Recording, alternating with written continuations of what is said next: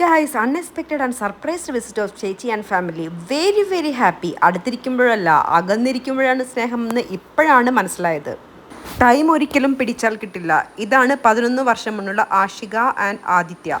ഇവരാണ് 11 വർഷങ്ങൾക്ക് ശേഷമുള്ള ആദി, ആഷിക. അതിനുശേഷം ആദിക്കൊരു കുഞ്ഞനുജനുണ്ടായി. അതാണ് ആ നടുവിൽ നിൽക്കുന്ന Achukuttan. Hi guys, it's me Ramya. നിങ്ങളെല്ലാം മറന്നോ? നിങ്ങൾ മറക്കും, കാരണം എന്നെ സബ്സ്ക്രൈബ് ചെയ്യാത്തവരാണ്, വീഡിയോസ് കാണാത്തവരാണെന്ന് എനിക്കറിയാം. എല്ലാവരും എൻ്റെ വീഡിയോസ് സബ്സ്ക്രൈബ് ചെയ്യാം. പിന്നെ ഇന്നൊരു വീഡിയോ ആയിട്ട് വന്നിരിക്കുന്നത് ഒരു അൺഎക്സ്പെക്റ്റഡ് എൻട്രി ആയിട്ടുള്ള ഒരു വീഡിയോ ആയിട്ടാണ്. അതായത് 4 വർഷങ്ങൾക്ക് ശേഷം ഞങ്ങൾ കണ്ടുമുട്ടുന്ന ഒരു വീഡിയോയാണ് ഇന്ന് എത്തിക്കുന്നത്. അവർ വന്നത് വളരെ അൺഎക്സ്പെക്റ്റഡ് ആയിട്ടാണ്. ജസ്റ്റ് വിളിച്ച് പറഞ്ഞില്ല, പെട്ടെന്നാണ് കയറി വന്നത്. അപ്പം ഭയങ്കര സന്തോഷമായി. അപ്പം അവരൊത്തുള്ള കുറച്ച് കാഴ്ചകളും ചിരികളും കളികളും നമുക്ക് കാണാം. അപ്പോൾ വീഡിയോയിലേക്ക് പോവാം. വരൂ, വീഡിയോ കാണണേ, സബ്സ്ക്രൈബ് ചെയ്യണേ, ലൈക്ക് ചെയ്യണേ, ഷെയർ ചെയ്യണേ, കമൻറ്റ് ചെയ്യണേ. ഞാൻ വീട്ടിൽ വെറുതെ ഇരിക്കുന്ന ഒരു പാവല്ലേ, എനിക്ക് എന്തെങ്കിലും ഒരു ഏണിങ്സ് കിട്ടട്ടെ. നിങ്ങൾ എന്തെങ്കിലും വിചാരിച്ചാൽ മാത്രമേ എനിക്കത് കിട്ടുള്ളൂ, അല്ലെങ്കിൽ എൻ്റെ ജീവിതം വേസ്റ്റ് ആയി പോകും. അതുകൊണ്ടാണ് പറയുന്നത്, please please please subscribe. Okay, thank you. പിന്നെ നിങ്ങളിൽ പലരും വിചാരിക്കുന്നുണ്ടാവും, പൈസ ഒക്കെ ഉണ്ടല്ലോ, പിന്നെ എന്തിനാ ഇവളിങ്ങനെ ഏണിങ്സിൻ്റെ കാര്യം പറയണേന്നൊക്കെ.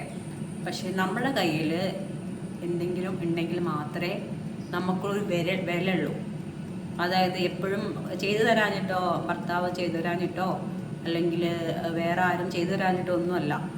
നമുക്ക് നമ്മുടെ ഒരു ആഗ്രഹം സാധിക്കണമെന്നുണ്ടെങ്കിൽ മറ്റുള്ളവരോട് ചോദിക്കുമ്പോൾ അതൊരു പ്രത്യേകിച്ചും ജോലി ചെയ്തിട്ട് പിന്നെ ജോലിയില്ല, പ്രത്യേക സാഹചര്യത്തിൽ ജോലി ഉപേക്ഷിക്കേണ്ടി വന്ന ഒരാൾക്ക് അന്ന് അവർക്ക് മാസം മാസം കിട്ടിക്കൊണ്ടിരുന്നു.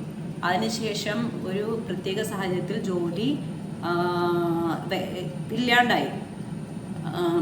അപ്പോൾ നമ്മുടെ കയ്യിൽ എന്തെങ്കിലും കിട്ടണമെന്നുണ്ടെങ്കിൽ നമ്മളെന്തെങ്കിലും വീട്ടിൽ ഇപ്പം തയ്യൽ അറിയാവുന്നത് തയ്യൽ ചെയ്യും. പിന്നെ എന്താ പറയുക, വേറെ എങ്ങോട്ടും ജോലിക്ക് പോകണം എന്നുള്ള ആൾക്കാർ വേറെ ആ ജോലി അല്ലെങ്കിൽ വേറൊരു ജോലി എന്ന് പറഞ്ഞിട്ട് പോകും. പക്ഷേ ഇതൊന്നും ചെയ്യാൻ പറ്റാത്ത ഒരു ആളെന്ത് ചെയ്യും? ഇപ്പോഴത്തെ സിറ്റുവേഷനിൽ യൂട്യൂബിലാണ് എല്ലാവരും എന്തെങ്കിലുമൊക്കെ ചെയ്തിട്ട് നമ്മൾ ഇത്തിരിയെങ്കിലും സമ്പാദിക്കണത്. ഇപ്പോഴത്തെ ഇന്നത്തെ കാലത്തുള്ള ഒരു ഇതാണത്. അപ്പം എനിക്കും ഇപ്പം അടുത്താണ് തോന്നുന്നത്, അതൊന്നും എനിക്ക് താല്പര്യം ഉണ്ടായിരുന്നില്ല ഇങ്ങനെ വീഡിയോ എടുക്കാനും ഇടാനൊന്നും. അപ്പം ഞാനും വിചാരിച്ചു, വീഡിയോ ചെയ്തിട്ട് എന്തെങ്കിലും കിട്ടിക്കഴിഞ്ഞ് കഴിഞ്ഞാൽ എനിക്ക് എന്തെങ്കിലും സ്വന്തമായിട്ട് വല്ല ആവശ്യമുണ്ടെങ്കിൽ എനിക്ക് എടുക്കാമല്ലോ എന്നുള്ളൊരു, വേറെ ആരും ചോദിക്കണ്ടല്ലോ എന്നൊരു ചിന്ത വന്നു. അപ്പം അത് കാരണമാണ് ഞാൻ വീഡിയോ തുടങ്ങിയതും പിന്നെ നിങ്ങളടുത്ത് സബ്സ്ക്രൈബ് ചെയ്യാനും ലൈക്ക് ചെയ്യാനും പറഞ്ഞു. അല്ലാണ്ട് ഞാൻ ദാരിദ്ര്യത്തിൽ കിടക്കണ ആളോ അങ്ങനെയൊന്നുമല്ല. എനിക്കൊരു വയ്യായ്ക ഉണ്ട്. അത് കാരണം എനിക്ക് എങ്ങോട്ടും പോകാൻ പറ്റാത്തൊരു സിറ്റുവേഷൻ ആയത് കാരണം വീട്ടിലിരുന്നിട്ട് ചെയ്യാൻ പറ്റണത് തൽക്കാലത്തേക്ക് ഇത് മാത്രമേ ഉള്ളൂ എനിക്ക്. അപ്പോൾ നിങ്ങളുടെ സപ്പോർട്ട് ഉണ്ടെങ്കിൽ മാത്രമേ എനിക്ക് എന്തെങ്കിലുമൊക്കെ മനസ്സിൻ്റെ സന്തോഷവും സംതൃപ്തി ഉണ്ടാവുള്ളൂ. കാരണം എല്ലാവരും പോയി കഴിഞ്ഞാൽ ഞാൻ വീണ്ടും ഇവിടെ ഒറ്റയ്ക്കാണ്, വെറുതെ ഇരിക്കുകയാണ് വീട്ടിൽ. അപ്പോൾ അതുകൊണ്ടാണ് ഞാൻ എല്ലാ വീഡിയോയിലും എന്നെ ഒന്ന് സപ്പോർട്ട് ചെയ്യൂ, സബ്സ്ക്രൈബ് ചെയ്യൂ, എൻ്റെ വീഡിയോസ് കാണൂ എന്ന് പറയുന്നത്. അപ്പം ഇങ്ങനത്തെ സാഹചര്യത്തിൽ ചിലർക്കൊക്കെ പറഞ്ഞാൽ മനസ്സിലാവും എൻ്റെ അവസ്ഥ എന്താണെന്നുള്ളത്.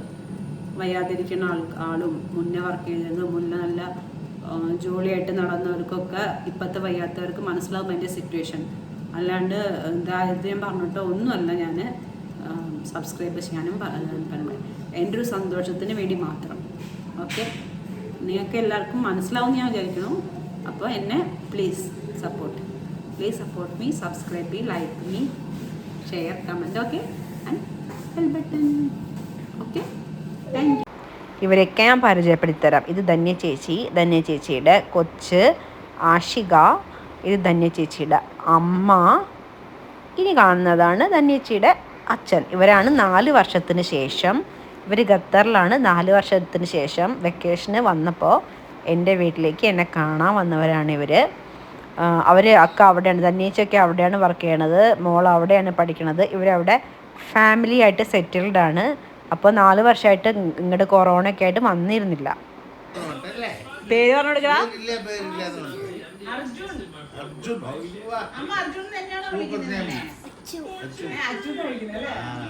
എൻ്റെ തിരും കഴിഞ്ഞില്ലേ, 2 എണ്ണം ആകെ കൊടുത്തുള്ളൂ.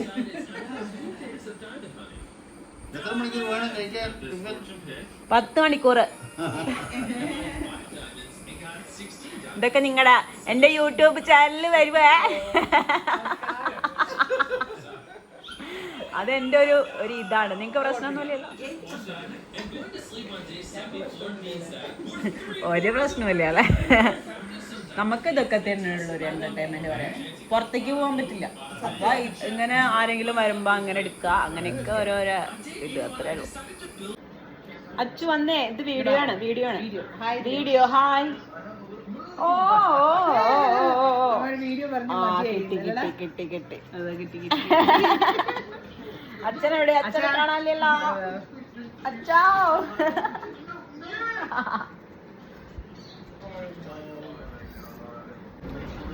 അവരുടെ അടുത്ത് ഞാൻ പറയായിരുന്നു വീഡിയോയിൽ വരൂ കേട്ടോന്ന്. എൻ്റെ ഒരു ഇപ്പത്തെ എന്റർടൈൻമെന്റ് അതാണല്ലോ.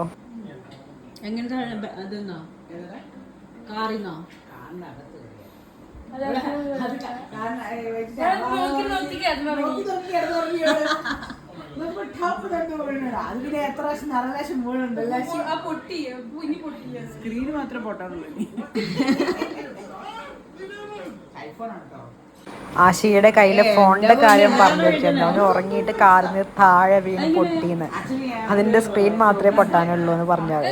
മുസ്ലിങ്ങളെ പറയാം.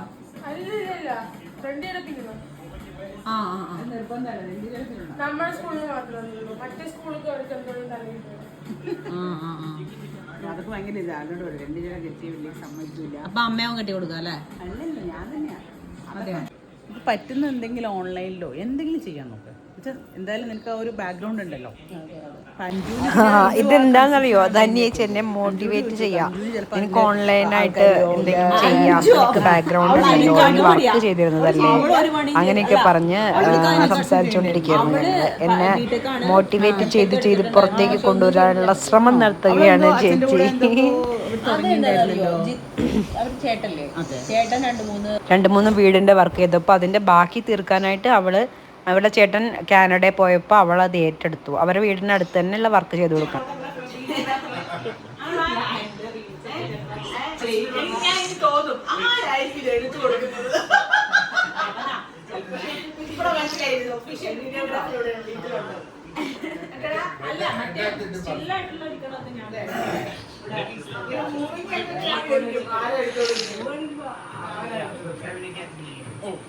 പിന്നെ വെച്ചിട്ട്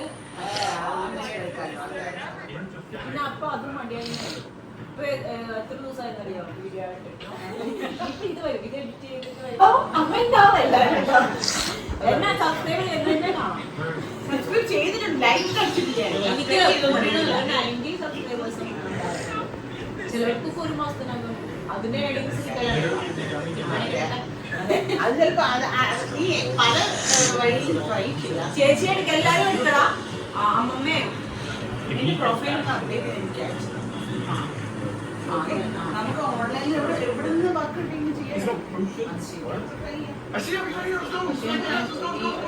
അപ്പം ഞങ്ങളിങ്ങനെ സംസാരിച്ചുകൊണ്ട് ഓരോ കാര്യങ്ങളും പിന്നെ അങ്ങനെ പറഞ്ഞുകൊണ്ടിരിക്കുമ്പോൾ ചേച്ചി പറയായിരുന്നു, നീ വെറുതെ ഇരിക്കണ്ട, നിനക്ക് വെറുതെ ഇരിക്കുമ്പോഴാണ് മനസ്സൊക്കെ ഇതായി പോണത്. നീ ഒരു കാര്യം ചെയ്യേ, നിൻ്റെ CV എനിക്ക് അയച്ചതാ.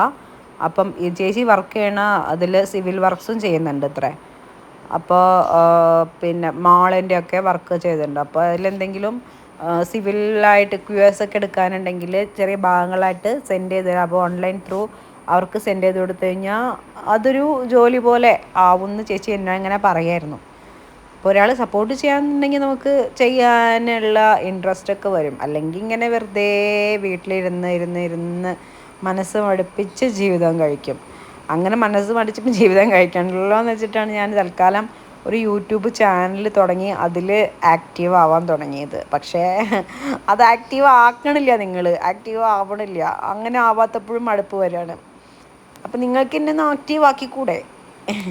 അപ്പോൾ ഞങ്ങളതിങ്ങനെ സംസാരിച്ചുകൊണ്ടിരിക്കുകയായിരുന്നു ഓരോ കാര്യങ്ങളായിട്ട്. അതല്ലെങ്കിൽ വേറെ എവിടെയെങ്കിലും ആയാലും നമുക്ക് വർക്ക് കിട്ടും അങ്ങനെ എങ്ങനെയെന്നൊക്കെ ചേച്ചി കുറേ കാര്യങ്ങൾ പറഞ്ഞു.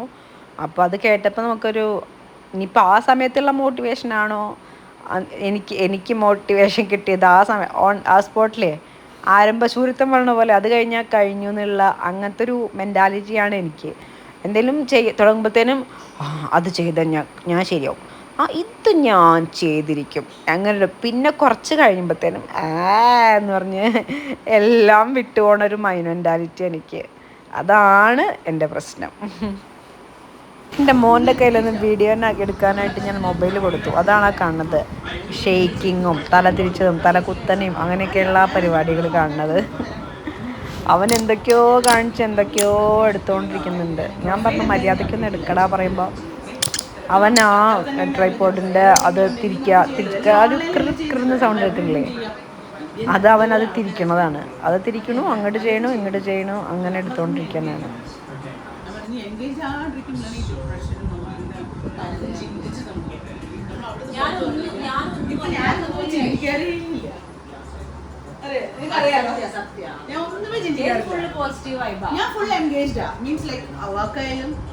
പുറത്ത് സോഷ്യൽ മീഡിയ ആണെങ്കിലും ഞാൻ ആരും എന്നെ ജഡ്ജ് ചെയ്യില്ല, ഞാനും ആരും ജഡ്ജ് ചെയ്യില്ല. അത്രേ ഉള്ളൂ. എങ്ങനെ നമ്മളൊക്കെ ഇഷ്ടപ്പെടാത്തവർ നമ്മളെ നിങ്ങളെ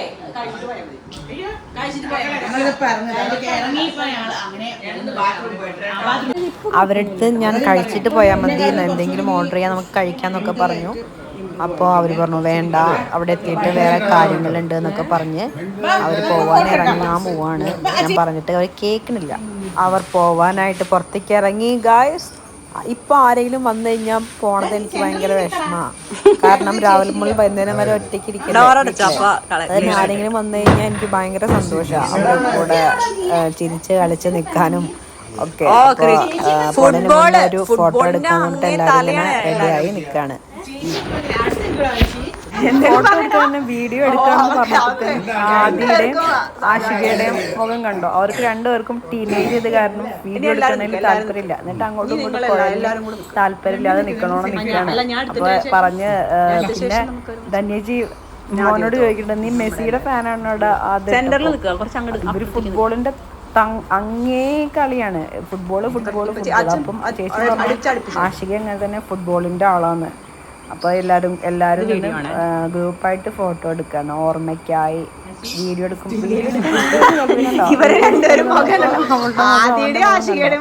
അങ്ങനെയാണ്, അവരൊന്നും വരില്ല.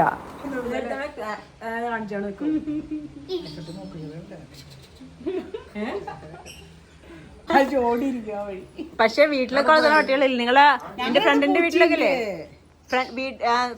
ഫ്രണ്ട്സിന്റെ വീട്ടിലൊക്കെ വരുന്ന ഉണ്ടാവില്ലേ?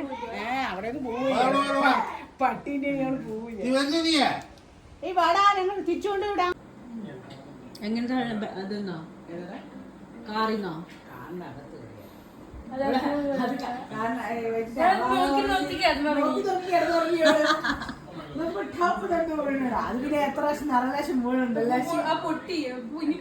സ്ക്രീന് മാത്രം പൊട്ടാറുള്ളൂ.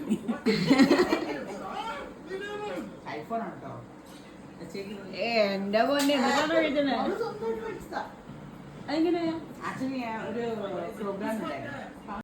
അങ്ങനെ അടുത്ത തവണ കാണാന്ന് പറഞ്ഞവർ യാത്രയായി പോയി. കണ്ടോ, മീൻ വറുക്കാൻ പോവാണ് ഗൈസ്. ഞങ്ങളെ വിരുന്നുകാരൊക്കെ പോയി. ഇപ്പം മക്കള് ചോറുണ്ണാൻ വേണ്ടിയിട്ട് മീൻ വറുക്കാൻ പോവാണ്. മാന്തലാണ് ഫിഷ്. അപ്പോൾ ഇന്നിപ്പോൾ എയർ ഫ്രയറിൽ പെട്ടെന്ന് വറുത്തെടുക്കാമെന്ന് വെച്ചു. അത് കാരണം എയർ ഫ്രയറിലാക്കിയതാണ്. പെട്ടെന്ന് ആദിക്ക് ട്യൂഷന് പോകണം. അപ്പോൾ പെട്ടെന്നാവാൻ വേണ്ടിയിട്ട് എയർ ഫ്രയറിൽ വറുത്തുകൊണ്ടിരിക്കുകയാണ്. ഇനി അതാവട്ടെ. എയർ ഫ്രൈയിലാണ് വറുക്കണത് ഫോർ ഹെൽത്ത്.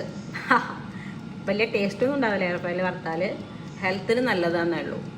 പക്ഷേ എണ്ണയൊന്നും ഇല്ലാണ്ട് നമ്മൾ വറുക്കില്ലേ, അതുപോലെ നമുക്ക് സ്വാദ് കിട്ടണമെന്നുണ്ടെങ്കിൽ എന്താ പറയുക, നമ്മുടെ ഇതിൽ തന്നെ വറുക്കണം, നല്ല സാദാ വെളിച്ചെണ്ണയിൽ തന്നെ. അപ്പോൾ മീൻ ഫ്രൈ റെഡി കേട്ടോ. ഞാൻ എടുത്തിട്ട് വെക്കാൻ പോവാണ്. അപ്പോൾ ഇതിലെ ഫിഷ് ഫ്രൈ ഞാൻ വിളമ്പാൻ പോവാണ്.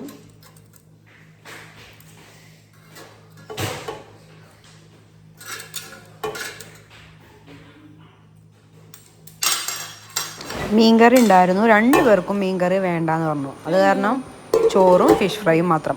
എനിക്കുള്ളതാട്ടോ അത്, പുളി പോലും കുടിക്കരുത്.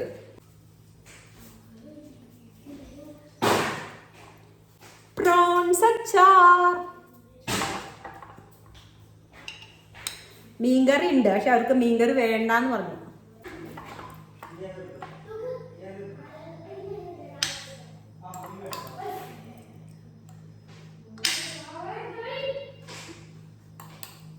അച്ചൂര് വേണോന്ന് അറിയില്ല, ഞാൻ കുറച്ച് വെക്കാം.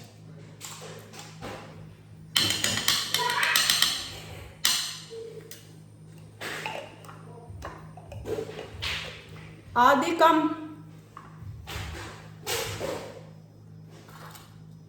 ആദി വാ.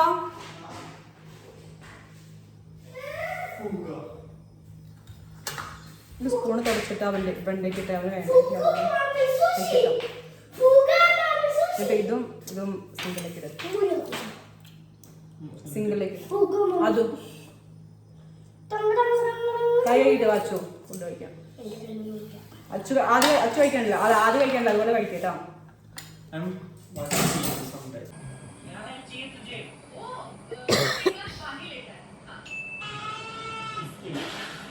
TV കണ്ടോണ്ട് കഴിക്കാൻ പറ്റാത്തത് കാരണം രണ്ടുപേരും കഴിച്ചോണ്ടിരിക്കുകയാണ് ഗായ്സ്. വീഡിയോ വന്നതോടുകൂടെ എൻ്റെ മൂത്ത മോൻ ആദി കൈ കൊണ്ട് മുഖം മറച്ചിരിക്കുകയാണ്. മാംഗോ ഷേക്ക്, അടിപൊളി ഷേക്കാണ് കേട്ടോ.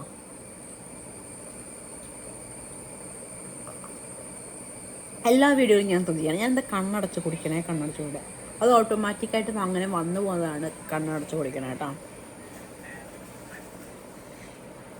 നല്ല കട്ടിയുള്ള സൂപ്പർ ഷേക്ക്. പിന്നെ കൊഴുക്കട്ട.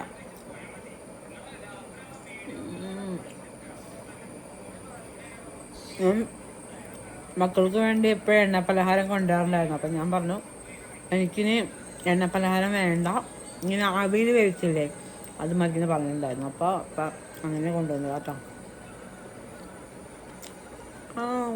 സൂപ്പർ.